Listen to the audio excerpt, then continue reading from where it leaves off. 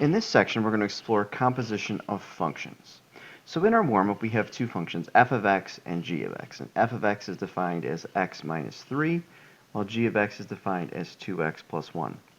For part A, we're going to evaluate f of 6. So we're going to take this function f, and we're going to plug 6 in for x.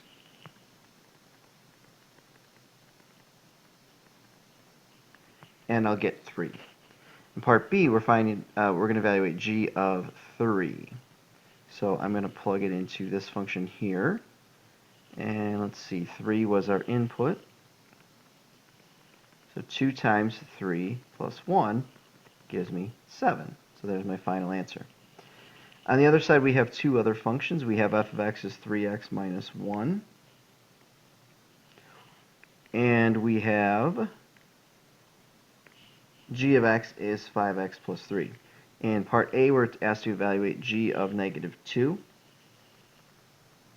which is 5 times negative 2 plus 3. So that gives me negative 10 plus 3, which is negative 7. And then they asked me to find f of negative 7,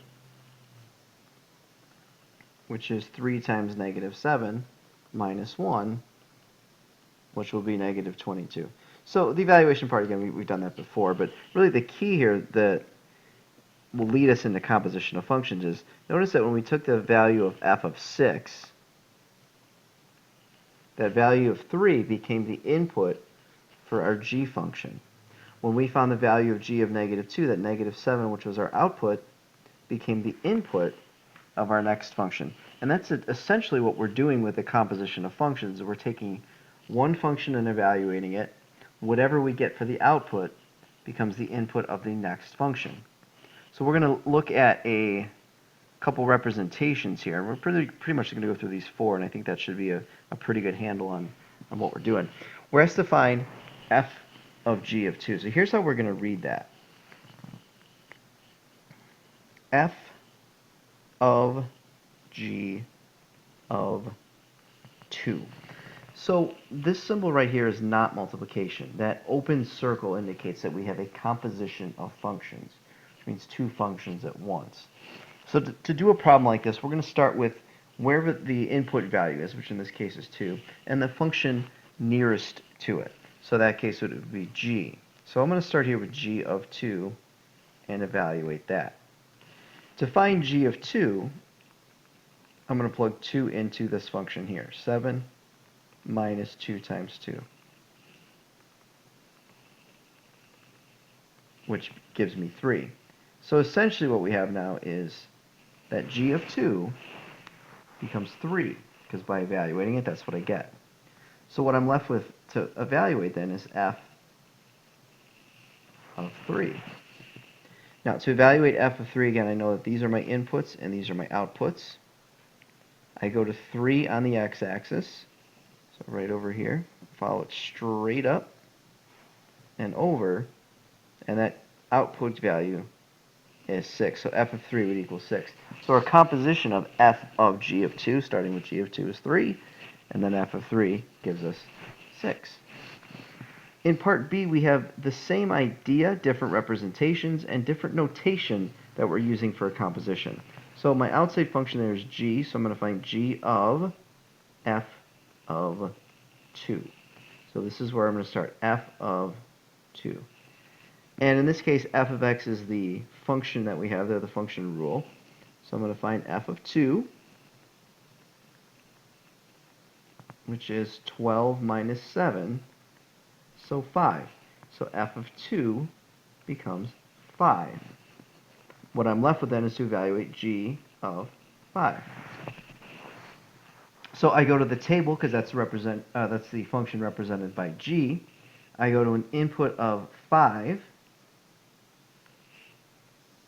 and the output that matches up with that input of 5 is negative 3. Again, these are my inputs and outputs. So g of f of 2 is negative 3. And again, that's because f of 2 is 5, and g of 5 is negative 3. The output of f became the input of g. Part C, same idea. Again, we've got two representations. This time we have a table and a graph. So we're going to start off with writing out what is this actually telling us. This is h of k of 0. So I'm going to start with k of 0, this guy right here. Looking at my graph, if I go to 0, follow it up, I get 4. So this becomes h of 4. From there, I go to my table, because that's represented by h, inputs here, outputs here. An input of 4 gives me an output of negative 4. So my composition, h of k of 0 is negative 4, because k of 0 is 4, and, oops, I forgot to write the 4 there, and then h of 4 would give me negative 4. All right, one more, part D, same idea as the others. Again, two functions represented in two different ways. So we're going to start with g of h of 5. Start on the inside, h of 5, so h in this case is my table. So I'm going to go to my table, h of 5, an input of 5, an output of 2. So now I'm going to evaluate g of 2. And to do that, I'm going to plug 2 into the g function. So 2 times 2 minus 4. So 4 minus 4 gives me 0. Again, that's true because g of h of 5 means h of 5, which we know is 2. And then we evaluate g at 2 and gives us 0. So really the key is, what function are you starting with? And then what function is represented by that? Is it the table? Is it the graph? Is it the function rule? Once you have those figured out, then you take the input of the first function, evaluate. Whatever you get for the output becomes the input for the second function, evaluate, and then you have your final output, which should give you the composition of the two functions.